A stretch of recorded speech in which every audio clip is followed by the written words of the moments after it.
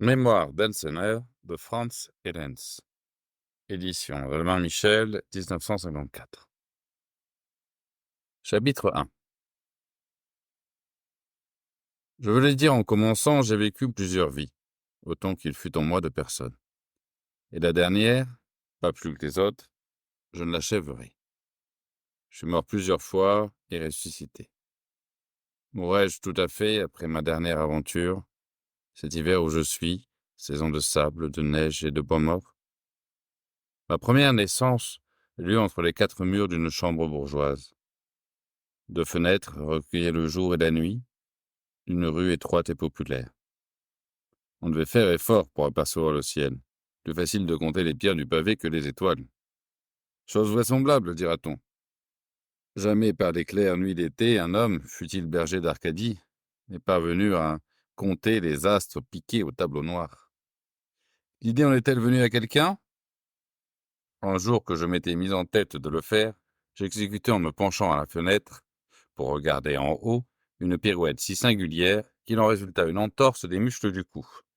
C'est tout ce que je retirai de ce mouvement généreux, et je renonçai pour jamais à faire le compte des astres.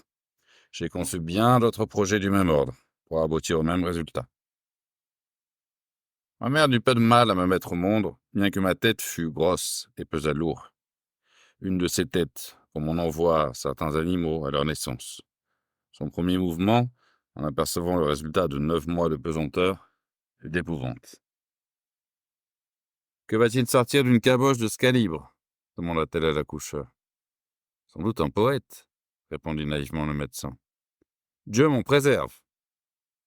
Ma mère était une solide femme, bien en chair, mi-flamande, mi-bourguignonne, aux yeux de qui la poésie rimait avec folie. C'est l'opinion commune que ce qui sort de l'imagination est déraison, avec une différence, que le bourgeois condamne ce que le populaire admire.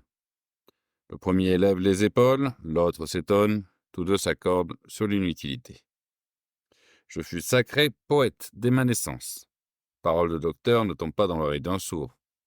Sacré est bien le mot, car mon père, qui chassait ce matin-là, sans se douter que l'événement était accompli, en me voyant à son retour, jura, pesta, il attendait une fille.